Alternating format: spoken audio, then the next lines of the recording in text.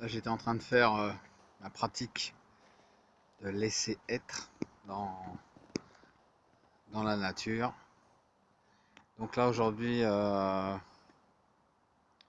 je vais parler de la relaxation, précisément la relaxation sur le corps.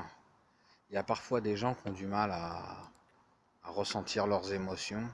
Eh bien, l'entraînement à l'attention sur le corps, eh bien, c'est ce qui nous relie au vivant en nous, donc à nos émotions. Donc, plus nous serons capables de nous entraîner sur le corps, et plus nous serons capables aussi de bien ressentir ce qu'il se trame à l'intérieur de nous. Parfois, quand on ressent des émotions très désagréables, c'est justement très positif, puisqu'on a la possibilité d'en être conscient, même si c'est terrible, mais c'est libérateur. Donc parfois, quand on pense qu'on va mal, et ben, quelque part, c'est qu'on est sur le bon chemin. Et la conscience du corps, et bien justement, ça permet déjà de se détendre et d'avoir cette plus grande clarté sur soi.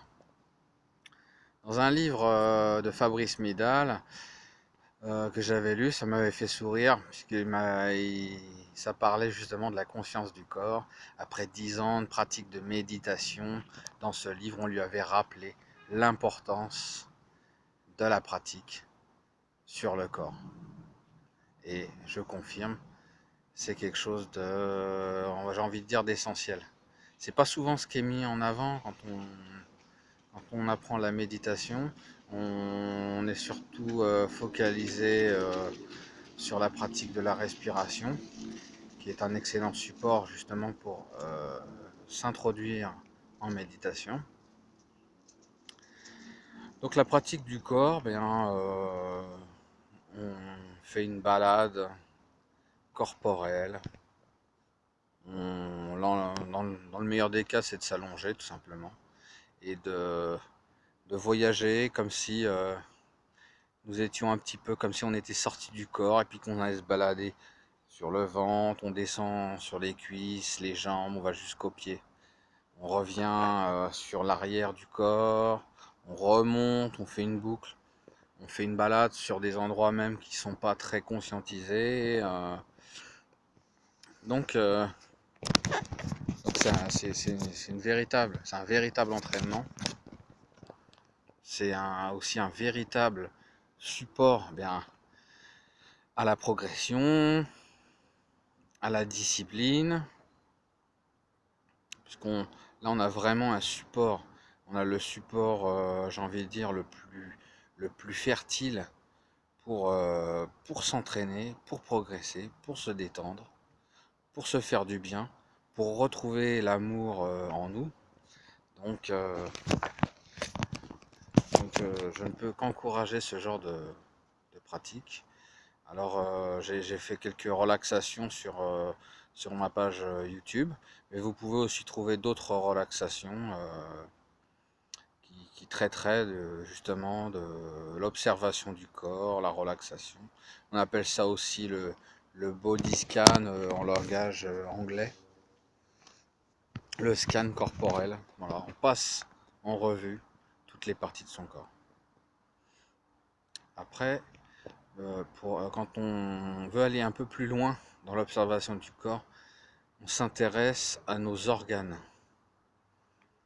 Alors, très peu de gens conscientisent leurs organes, mais ça permet vraiment une relaxation encore plus intense et c'est assez fulgurant. D'ailleurs, j'ai fait une relaxation il n'y a pas si longtemps sur mon site YouTube que j'ai appelé le sanctuaire de la perle noire, parce que je m'étais aperçu que en ayant cette conscience des organes sur le corps, on avait pratiquement le même effet que si on détendait le méridien du triple réchauffeur. Et c'est une relaxation qu'on appelle le sanctuaire de la perle noire. Donc dans nos organes, alors on a on a notre cerveau. Notre cerveau est un organe. On peut conscientiser son cerveau. rentrer à l'intérieur, de se dire intérieurement, prise de conscience de mon cerveau. Qu'est-ce qu'on a comme autre organe? Prise de conscience de mes reins qui sont à l'arrière, prise de conscience de ma vessie, un petit peu plus haut, la prise de conscience de mon gros intestin et de l'intestin grêle, prise de conscience du foie, prise de conscience de la rate, prise de conscience un peu plus haut du pancréas, toujours un peu plus haut, prise de conscience de la vésicule biliaire, prise de conscience de mes poumons. Il y a aussi la prise de conscience de la thyroïde. Et on a aussi l'estomac et le cœur. Alors, je ne les ai pas tous en tête, mais déjà quand on peut travailler sur ces différents organes, eh bien on peut obtenir une profonde relaxation qui n'est pas négligeable.